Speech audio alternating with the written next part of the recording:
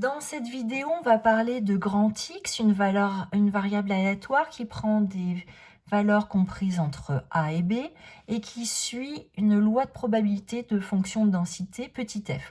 Alors on ne s'inquiète pas, il y a beaucoup de vocabulaire, mais on va voir que dans la pratique, c'est très simple. On a déjà travaillé avec des variables aléatoires.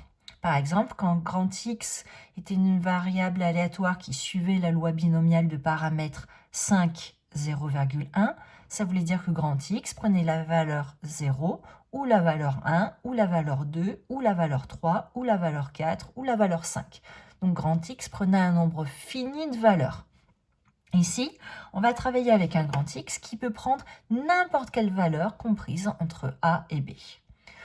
On dit, et on a vu un exemple, hein, c'est à partir de notre activité sur le vendeur de vêtements, et donc l'activité 2 du livre, on dit que grand X suit la loi de probabilité de fonction de densité petit f si quand je choisis deux nombres C et D, C qui appartient à l'intervalle AB, D qui appartient à l'intervalle AB. Et quand on me demande de calculer la probabilité que X soit compris entre C et D, pour calculer cette probabilité, il faut que je calcule l'intégrale entre C et D de f de x dx. Je vous rappelle, quand on avait voulu dans l'exercice calculer la probabilité que t soit compris entre 170 et 177, on avait vu qu'il fallait calculer l'intégrale entre 170 et 177 de f de x dx. La fonction, elle a été définie sur 145, 210. 170 et 177 appartiennent bien à cet intervalle.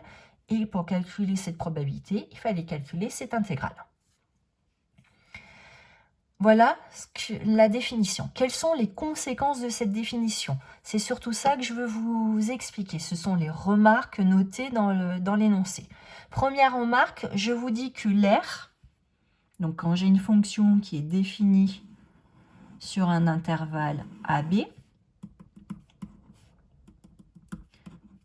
qui est une fonction de densité, donc ça veut dire que comme c'est une fonction qui est de densité, la fonction, elle est positive, elle est continue sur AB, et quand je calcule l'intégrale entre A et B de f de x dx, j'obtiens 1. Or, cette intégrale, ça correspond à quoi? Ça correspond à la probabilité que x soit compris entre A et B. Quand je prends un nombre x qui appartient à AB, quelle est la probabilité qu'il soit compris entre A et B, c'est pas surprenant de trouver 1. Donc on est plutôt rassuré. Et on a expliqué notre première remarque. Deuxième remarque. Quand on me dit que la probabilité que x soit compris entre C et D, on a dit que c'était l'intégrale entre C et D de f de x dx. Comme f, c'est une fonction de densité, ça veut dire que c'est une fonction qui est positive et continue sur AB. Donc, positive et continue sur l'intervalle CD. Donc, cette intégrale-là s'interprète comment? Comme l'aire d'un domaine. Ce domaine, il est défini par 4 contraintes. C de f, l'axe des abscisses, avec un S, x égale C et x égale D. Donc, la probabilité que x soit compris entre C et D, ça s'interprète graphiquement comme l'aire d'un domaine. Point suivant. On me dit que la probabilité que x soit égal à C est égale à 0. Alors pourquoi? On a dit la probabilité que x soit égal à C, c'est la probabilité que x soit plus grand que C, donc x soit supérieur ou égal à C, mais que x soit inférieur ou égal à C aussi.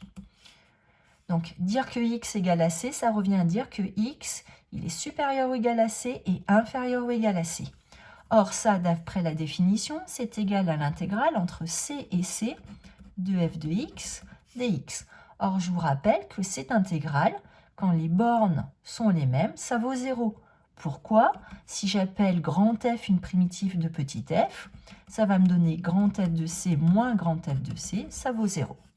Donc la probabilité que x soit égal à C, c'est 0. C'est pas surprenant. Supposons que, donc là, x doit prendre la valeur C. C'est un nombre parmi des milliards et des milliards et des milliards de nombres possibles. Donc la probabilité que x soit pile égale à C, elle est vraiment plus qu'infime. Elle est égale à 0. C'est une chance sur des milliards et des milliards et des milliards et des milliards et des milliards. C'est donc 0. Dernier point dans la leçon concernant les remarques. On me dit que la probabilité que x soit supérieur ou égal à C et inférieur ou égal à D. C'est la même chose que la probabilité que x soit strictement plus grand que C et inférieur ou égal à D. Donc je vais vous expliquer cette partie-là de la règle soulignée en gras. Et ce qui marche là pour ça marchera pour les autres égalités. Donc on a l'impression qu'il y ait le symbole ici égal ou qu'il n'y soit pas, ça n'a aucune influence. Je vais vous montrer pourquoi. La probabilité que x soit supérieur ou égal à C et inférieur ou égal à D. Ça revient à dire que c'est égal à la probabilité que x soit égal à C, plus la probabilité que x soit strictement plus grand que C et inférieur ou égal à D. Dire que x il est supérieur ou égal à C et inférieur ou égal à D, ça revient à dire que soit x il est pile égal à C, soit x il est strictement plus grand que C et inférieur ou égal à D. Or, cette probabilité-là, on a dit qu'elle valait 0. Plus la probabilité que x soit supérieur strictement à C et inférieur ou égal à D. Ça nous donne donc la probabilité que x soit strictement plus grand que C et inférieur ou égal à D. Donc quand vous calculez une probabilité, que vous mettiez le symbole égal ou que vous ne le mettiez pas, ça n'a aucune influence. Conclusion, la probabilité que x soit supérieur ou égal à C et inférieur ou égal à D, c'est la même chose que x soit strictement plus grand que C et strictement plus petit que D, ou que x soit strictement plus grand que C mais inférieur ou égal à D, ou que la probabilité que x soit supérieur ou égal à C mais strictement inférieur à D. Ces quatre probabilités-là sont identiques. Ce qu'il faut vraiment, qui est très très important à retenir dans cette leçon, c'est quand on nous demande de calculer la probabilité que x soit compris entre deux nombres C et D. On me demande de calculer l'intégrale entre C et D de f de x dx. Ensuite, à retenir impérativement, la probabilité que x soit égal à C, c'est toujours égal à 0. Dernière chose, la probabilité que x soit supérieur ou égal à C est égal à la probabilité que x soit strictement compris entre C et D, égale à la probabilité que x soit strictement plus grand que C mais inférieur ou égal à D, égale à la probabilité que x soit supérieur ou égal à C mais strictement inférieur à D. Alors là, mon jaune ne marche plus.